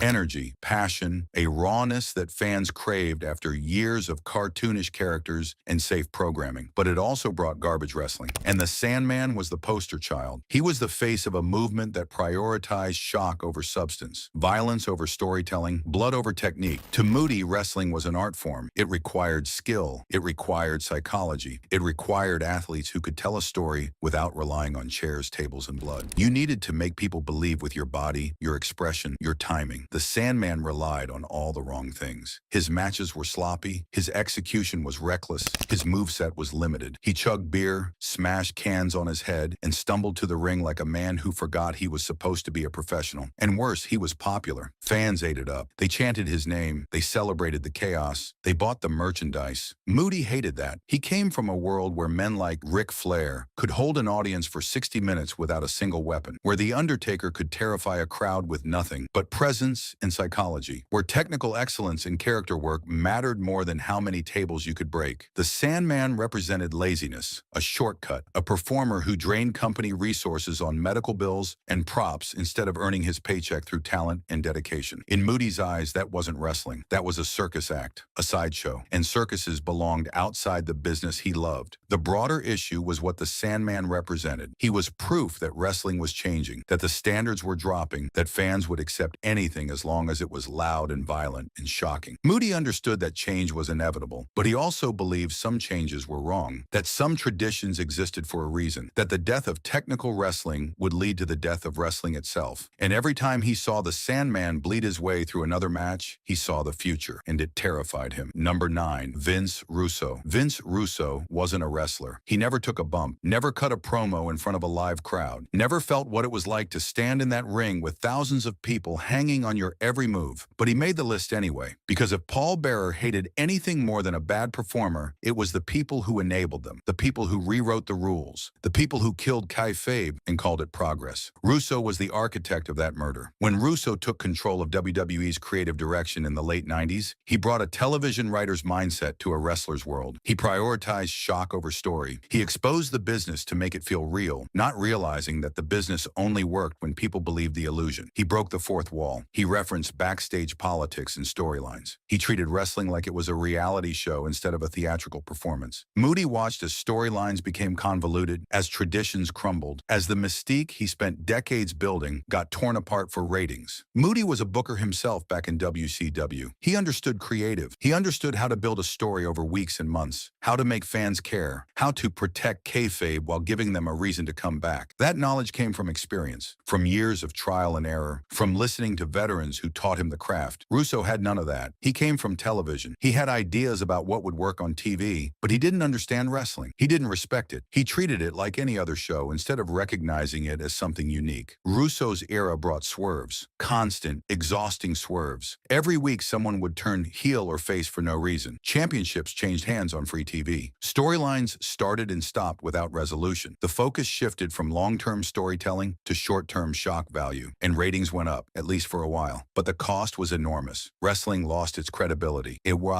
lost its mystique. It lost the thing that made it special. Moody's shoot interviews made his feelings clear. He blamed the writers for the company's downturn. He blamed them for destroying the authenticity authenticity that made wrestling magical. And while he rarely named Russo directly, the implication was obvious. The subtext was clear. Russo's era represented everything Moody despised about modern wrestling. The death of tradition, the rise of cynicism, the corporate takeover of an art form that used to belong to the performers. The deeper wound was philosophical. Russo represented outsiders coming in and telling veterans they were wrong, that their way was outdated, that progress meant abandoning everything that worked before. Moody couldn't accept that. He believed the old way worked because it was based on decades of collective wisdom. The new way was based on one man's opinion, and that man had never wrestled a day in his life. Number 8, CM Punk. CM Punk was talented. Moody would have admitted that if pressed. The man could talk, he could work, he could connect with audiences in ways most performers couldn't, but talent wasn't enough. Not in the world Moody came from. In that world, you had to look the part. You had to carry yourself like a champion. You had to understand that the moment you walked into an arena, you were representing something bigger than yourself. CM Punk didn't get that. Or maybe he did and he just didn't care. The Undertaker had issues with Punk. And when The Undertaker had issues, Paul Bearer had issues. The problem was simple. Punk dressed like he didn't respect the business. He showed up looking casual, comfortable, like he forgot he was supposed to be the face of the company. He wore t-shirts and jeans when he should have worn suits. He looked like a fan who wandered into the locker room instead of a champion who earned his place there. To veterans like Moody, that was an insult. They came from an era where champions wore suits, where presentation mattered as much as performance, where image was everything because image was what sold tickets. Moody built his entire career on image. The mortician persona, the pale face, the urn that became more famous than most wrestlers, the voice that haunted children's nightmares and elevated every promo he touched. He committed to that character completely. He understood that the illusion only worked if everyone protected it, if everyone maintained their character even when cameras weren't rolling. Punk's casual attitude threatened that illusion. It sent a message that wrestling wasn't serious, that the championship wasn't sacred, that you could half commit and still succeed. And that message enraged the old guard, Moody included. The issue went deeper than clothing. It was about respect, about understanding that you stood on the shoulders of giants, that men like Bruno Sammartino and Ric Flair and Hulk Hogan built the industry you were profiting from. And the least you could do was dress like you appreciated that. Punk acted like he was above tradition, like the rules didn't apply to him because he was different. He was a rebel, an outsider. But the locker room had seen rebels before. They'd seen outsiders. And the ones who succeeded were the ones who respected the veterans even while pushing boundaries. Punk didn't respect anyone, and that made him dangerous. Moody saw Punk as symptomatic of a larger problem, a generation of wrestlers who thought they knew better, who thought the old ways were stupid and outdated, who didn't realize those old ways existed for a reason. Punk was talented enough to get away with it, but that didn't make it right, and Moody never forgot. Number 7, Diamond Dallas Page. Diamond Dallas Page made a fatal mistake. He tried to teach The Undertaker how to wrestle. Think about that for a moment. Really think about it. DDP was successful in WCW. He was a main eventer, a former world champion. He had every right to be confident in his abilities. But confidence becomes arrogance when you forget where you are. And when DDP arrived in WWE, he forgot. Or maybe he never understood in the first place. The story became legendary in locker room lore. During preparations for a match, DDP attempted to instruct The Undertaker on how their bout should be structured. To anyone outside wrestling, that might seem reasonable. Two professionals collaborating, working together to create the best possible match. But inside wrestling, it was heresy. The Undertaker was a 20-year veteran, a locker room leader, a man who had main evented WrestleMania multiple times, a performer who had carried the company through its darkest periods. You didn't teach him. You listened to him. You deferred to him. You showed respect. DDP's mistake wasn't just professional, it was personal, because The Undertaker led the Bone Street crew, and Paul Bearer was BSK. That meant DDP's disrespect toward Taker was disrespect toward Moody. It was a violation of the hierarchy that kept the locker room functioning. In Moody's world, veterans had earned their authority through decades of sacrifice. You didn't arrive from a rival company and start giving orders. You paid your dues. You proved yourself. You waited your turn. You showed deference to the established order. The hierarchy existed for a reason. Without it, the locker room became chaos. Everyone thought they knew best. Everyone wanted to be the star. Everyone wanted their ideas implemented. But wrestling only worked when there was structure, when younger talent deferred to veterans who had proven themselves over time. DDP violated that structure. He walked into WWE thinking his WCW success meant something. And in a sense, it did. But it didn't mean he could disrespect The Undertaker. Moody took it personally because he had history with both men involved. He managed The Undertaker from the beginning. He was there for Taker's debut. He helped build the character into what it became. And And then DDP showed up and acted like none of that mattered. Like Taker was just another opponent. Like 20 years of experience could be ignored because DDP had ideas. That kind of arrogance couldn't be tolerated, not by Taker, and certainly not by Paul Bearer. The incident became a teaching moment, a reminder that in wrestling, hierarchy matters, that respect isn't optional, that you earn your place through years of consistency and dedication. DDP never fully recovered his standing in WWE, and Moody never forgave him, because the disrespect wasn't just about one match or one conversation, it was about understanding your place in the industry, and DDP never did. Number 6, the Kliq as a unit. The Kliq wasn't one person, it was 5. Shawn Michaels, Kevin Nash, Scott Hall, Triple H, Sean Waltman. Together, they represented everything Paul Bearer despised about backstage politics. They were talented, absolutely. Some of the most talented performers of their generation, but they used that talent as a weapon. They manipulated booking. They protected each other at the expense of everyone else. They turned the locker room into a game where friendship mattered more than merit, where loyalty to the group mattered more than loyalty to the business. Moody's shoot interviews dedicated significant time to the Kliq. He didn't hide his feelings. He didn't dance around the subject. He saw them as a disruptive force, a political machine that challenged the traditional chain of command. In the territory days, veterans controlled the locker room through respect and seniority. The Kliq controlled it through leverage. They threatened to leave. They politicked with management. They made sure their friends got pushed while everyone else got buried. They operated as a unit, using their combined influence to dictate booking decisions. The Bone Street Crew existed partially as a response to the Kliq. While the Kliq played politics, the BSK enforced order. They were the old guard pushing back against the new regime. They represented tradition and professionalism against manipulation and self-interest. And Moody was at the center of that war. To him, the Kliq represented the death of professionalism, the rise of ego, the moment wrestling stopped being about the business and started being about individuals protecting their spots. The most infamous example was the curtain call, Madison Square Garden, 1996. Shawn Michaels and Diesel were leaving for WCW. They broke character to hug Scott Hall and Triple H in the ring after a match. They exposed the business in front of a live crowd. They showed fans that heels and faces were friends behind the scenes. They destroyed kayfabe for a moment of sentimentality, and they did it because they thought they were above the rules, because they thought their friendship mattered more than the illusion that kept the business alive. Moody hated that moment. It symbolized everything wrong with the Kliq. They put themselves first. They exposed the business because they wanted a moment. They didn't care about the damage. They didn't care about the younger wrestlers who had to rebuild credibility after fans saw through the curtain. They cared about their bond, their brotherhood, and they expected everyone else to accept it. He didn't hate each member equally. Some were worse than others. Some were more manipulative. Some were more arrogant. But he hated what they represented: the erosion of tradition, the prioritization of personal gain over collective success, the idea that you could disrespect the veterans who built the industry and still get rewarded for it. In Moody's world, that was unforgivable, and the Kliq did it every single day. Number 5, Shawn Michaels. Shawn Michaels deserves his own entry because he was the face of the Kliq, the leader, the most talented and the most dangerous. Moody's relationship with Michaels was complicated. Professionally, he recognized Michaels as one of the greatest performers in history, perhaps the greatest in-ring worker of his generation, a man who could have a 5-star match with a broomstick. But personally, he couldn't stand him because Michaels embodied every bad habit that made the 90s locker room toxic. Michaels was a political mastermind. He understood power. He understood leverage. He manipulated booking decisions through his relationship with Vince McMahon. He refused to put over talent he didn't like. He used his relationship with management to protect his position at the top of the card. And he did it all with a smile, with charm, with the confidence of someone who knew he was untouchable. The most famous example was WrestleMania 14. Michaels was supposed to lose to Stone Cold Steve Austin, passing the torch to the next generation, but he dragged his feet. He resisted. He made the process miserable for everyone involved. It took The Undertaker himself to force Michaels into compliance, to tell him that he was losing whether he liked it or not. That story mattered to Moody because Stone Cold Steve Austin was his boy. Moody trained him in WCCW. He managed him in Dallas. He watched Austin grow from a rookie who could barely cut a promo into a superstar who would define an era. And when Michaels tried to sabotage Austin's moment, Moody took it personally. It wasn't just about one match. It was about respect, about understanding that your job as a veteran is to elevate the next generation, not hold them down, about recognizing when your time is ending and someone else's time is beginning. Michaels was also a member of the Kliq, which automatically put him in Moody's crosshairs. But more than that, Michaels represented chronic disrespect toward the hierarchy. He treated the locker room like his personal kingdom. He bullied people. He threw tantrums. He made life miserable for anyone who didn't fall in line. line. There are stories of Michaels destroying careers through backstage politics, of talented wrestlers who never got their chance because Michaels didn't like them, of matches that never happened because Michaels refused to work with certain people. The BSK noticed. They didn't forget, and neither did Paul Bearer. Michaels represented everything wrong with giving too much power to one person, with allowing talent to dictate business decisions, with prioritizing star power over fairness. Moody believed in meritocracy, in earning your position through hard work and respect. Michaels earned his position through politics and manipulation, and that difference mattered. It mattered to Moody. It mattered to The Undertaker. It mattered to everyone who believed wrestling should be about more than who had the most leverage. Years later, Michaels found religion. He cleaned up his act. He became a model professional. He put people over without complaint. He became everything he should have been from the beginning. But Moody never saw that transformation. He retired before Michaels completed his redemption arc. So in Moody's memory, Michaels would always be the political manipulator, the egomaniac, the man who almost derailed Austin's career for personal reasons. And that's a legacy that's hard to escape. Number 4, WWE creative and the corporate writers. If you want to understand Paul Bearer's rage, you have to understand what the corporate writers stole from him. They stole the soul of wrestling, the storytelling, the mystique, the magic. They replaced it with scripts, focus groups, demographic targeting, market research. They turned an art form into a product, and Moody watched it happen in real time. Watched the business he loved become something he barely recognized. Moody was a booker in WCCW. He understood how to build a story over weeks and months. The new writers had none of that. They came from television, from Hollywood. They had degrees and resumes, but no respect for tradition. They had theories, but no practical experience. They understood story structure, but not wrestling psychology. Moody's shoot interviews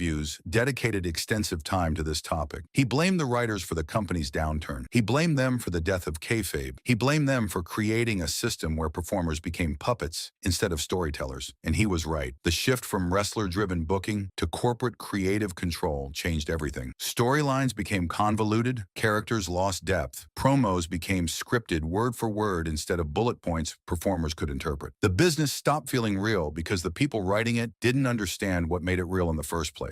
For Moody, this was personal. His entire career was built on character immersion. The Paul Bearer persona worked because he committed to it completely. He was a mortician. He carried an urn. He spoke in that haunting voice even when cameras weren't rolling. That level of commitment required freedom, trust, the ability to adapt and improvise based on crowd reactions. The writers took that freedom away. They handed performers scripts and told them to memorize lines. They killed spontaneity. They killed authenticity. And in doing so, they killed the thing that made wrestling special. The writers also didn't understand psychology. They didn't understand why certain things worked and others didn't. They created angles based on what sounded good in a writer's room instead of what would actually draw money. They prioritized moments over stories. They wanted viral clips instead of long-term investment. They measured success in social media engagement instead of ticket sales and pay-per-view buys. Moody hated the writers more than he hated any individual wrestler because the writers represented systemic failure. They were the reason young talent couldn't develop naturally, the reason veterans got sidelined, the reason characters became generic and interchangeable, the reason promos all sounded the same. They were the reason the business he loved became something he barely recognized. And unlike a wrestler you could confront in the locker room, you couldn't fight the corporate structure. You could only watch it destroy everything you built. You could only voice your objections and shoot interviews that most fans would never see. You could only refuse to participate and hope someone noticed. His decision to prefer babysitting The Undertaker over accepting a front office position tells you everything you need to know. He would rather deal with the daily chaos of managing wrestling's most intense character than participate in the corporate bureaucracy, because the front office represented surrender. It represented accepting the new system, and Moody never surrendered. Not to anyone, not to anything. Number 3, Vader was the only main event star Paul Bearer called out by name in his shoot interviews, and the reason he called him out was almost insulting in its pettiness. Vader complained that Paul Bearer was stealing his spotlight, that the crowd was watching the manager instead of the wrestler, that the ghostly mortician with the urn was more interesting than the 500-pound monster in the ring. Let that sink in for a moment. Vader, a man booked as an unstoppable force, admitted he couldn't compete with a manager holding a prop. And instead of recognizing that as his own failure, he blamed Moody. He got vocal backstage. He made his frustration known, and Moody never forgot. From Moody's perspective, this was inexcusable, unforgivable. A manager's job is to enhance the wrestler, to draw heat, to give the performer an advantage in storytelling, to create moments and build intrigue. If the crowd is watching the manager, that's because the manager is doing their job. But the wrestler still has to close the deal. They still have to be compelling enough to hold attention once the bell rings. Vader wasn't, or at least he wasn't confident he was. And that insecurity exposed a fundamental weakness, a crack in the foundation that should never exist in a main event performer. Moody had managed The Undertaker for years. Taker never complained about being overshadowed. He understood that Paul Bearer's presence elevated the character, that the urn added mystique, that the promos gave The Undertaker an emotional depth he couldn't convey alone. Neither did Kane, neither did Mankind, because great performers understand that everyone on screen contributes to the story, that wrestling is collaborative, that you don't succeed by diminishing others. You succeed by elevating everyone around you. Vader didn't understand that, or he understood it and his ego couldn't accept it. Either way, it proved he wasn't ready for the top spot. Not mentally, not professionally. The feud wasn't just about ego. It was about work ethic, about professionalism. Moody came from an era where you protected the business, where you made your opponent look good because that's what drew money, where you understood that wrestling only worked when everyone cooperated. Vader wanted to protect himself. He wanted to be the center of attention at all times. He wanted the crowd focused only on him. That selfishness went against everything Moody believed, and it confirmed what Moody already suspected, that some people didn't belong at the top of the card, no matter how much they were pushed, no matter how impressive they looked, no matter how hard they hit. The criticism also revealed something about Moody's standards. He expected main eventers to have complete confidence in their ability to hold an audience, to trust that their presence alone was enough. Vader's complaints suggested he didn't have that confidence, that he needed every advantage, that he couldn't afford to share the spotlight because he wasn't sure he could command it alone. And in Moody's world, that was disqualifying. Main eventers were supposed to be leaders. They were supposed to elevate everyone around them. They were supposed to make the show better by being on it. Vader made the show worse by complaining about his manager. Number 2, the enemies of The Undertaker. Paul Bearer's loyalty to The Undertaker defined his career. For 2 decades, he stood beside the dead man. He carried the urn. He cut the promos. He took the bumps. He protected the character with everything he had. And in return, The Undertaker protected him. That bond was unbreakable, unconditional. It transcended wrestling and became something deeper. Friendship, brotherhood, loyalty that couldn't be bought or broken, which meant anyone who crossed The Undertaker automatically crossed Paul Bearer. There was no separation, no neutrality. If you had heat with Taker, you had heat with Moody. The list of Undertaker's enemies became Moody's list. It had to, because in the world of the Bone Street Crew, loyalty wasn't negotiable. If you disrespected the leader, you disrespected the crew. And the crew remembered. They kept score. They enforced consequences. Shawn Michaels, already mentioned, topped that list. His refusal to put over Austin at WrestleMania 14 required Taker's intervention. DDP, also mentioned, tried to teach Taker how to work. CM Punk dressed like he didn't care about the business. Each of these men earned Undertaker's heat, and each of them earned Moody's by extension. But there were others. Wrestlers who never made headlines but still violated the code. Performers who showed up late to events, who sandbagged their opponents in the ring, who talked trash about Taker behind his back, who questioned his position, who thought they knew better. Moody heard it all. He was Taker's right hand, his confidant, his protector, his eyes and ears in the locker room. And he kept a mental ledger of every slight, every insult, every moment of disrespect. Nothing was forgotten. Nothing was forgiven. This wasn't paranoia. It wasn't pettiness. It was survival. The locker room was a hierarchy. The Undertaker sat at the top, and everyone below had to acknowledge that. Not because Taker demanded it through intimidation, but because he earned it through decades of consistency. He showed up. He performed. He carried the company through its darkest periods. He main evented WrestleManias. He created moments that defined the industry. He was the locker room leader, not through politics, but through respect. Anyone who didn't respect that was a threat, not just to Taker, but to the entire system that kept the locker room functioning. Moody understood this better than anyone. He was part of that system. He enforced it. He was the BSK's voice in many ways. And when someone stepped out of line, he didn't just notice. He cataloged it. He remembered. He made sure others remembered too. Because in wrestling, reputation is everything. Your reputation determines your position, your opportunities, your future. And Moody's reputation as a loyalist was absolute, unquestionable. Everyone knew that crossing The Undertaker meant crossing Paul Bearer, and that meant answering to the BSK. The proxy nature of this heat reveals something important about locker room politics. You didn't just have relationships with individuals. You had relationships with their entire circle. The Undertaker's enemies became the BSK's enemies. The wrestling operated on a system of alliances and feuds that extended far beyond individual interactions. Moody's position within the BSK meant he inherited all of Taker's conflicts, and he accepted that gladly, because loyalty meant everything, because protecting your people people was the most important duty anyone could have. Because in a business full of politicians and opportunists, standing by your friends was the only thing that mattered. Number 1, the system that betrayed him. The person Paul Bearer hated most wasn't a person at all. It was the system, the corporate machine that transformed wrestling from a territorial tradition into a global entertainment conglomerate. The system that replaced veteran wisdom with executive decisions. The system that prioritized profits over storytelling. The system that killed kayfabe and called it evolution. The system that took everything beautiful about wrestling and turned it into content, product, merchandise, intellectual property. Moody's entire career was built on the old way. You paid your dues in the territories. You learned from veterans who had been doing this for decades. You respected the hierarchy. You protected the business at all costs. You understood that wrestling was a sacred trust between performer and audience. That trust required commitment. It required sacrifice. It required everyone involved to maintain the illusion, even when cameras stopped rolling, even when it hurt, even when it cost you opportunities. The system destroyed that trust. It exposed the inner workings. It hired writers who didn't understand wrestling. It pushed performers who looked good on paper but couldn't connect with crowds. It measured success in metrics instead of passion, quarterly earnings instead of crowd reactions, social media engagement instead of ticket sales. It turned something magical into something corporate, something soulless, something that resembled wrestling but wasn't really wrestling at all. Moody saw it happening and couldn't stop it. He voiced his concerns in shoot interviews. He criticized the creative direction. He mourned the death of kayfabe, but none of it mattered. The machine kept rolling. It rolled over veterans who objected. It rolled over traditions that had sustained the business for decades. It rolled over anyone who suggested maybe the old way had value worth preserving. And eventually, it rolled right over him. His later years in WWE were defined by frustration. He took on roles as a road agent and talent scout, trying to maintain standards from behind the scenes. But the standards kept slipping. The business kept changing, and Moody kept losing battles he couldn't win. The most telling detail came from one of his interviews. He said he preferred babysitting The Undertaker over taking a corporate office position. Think about that. Really think about what that means. He would rather deal with the daily chaos of managing wrestling's most intense character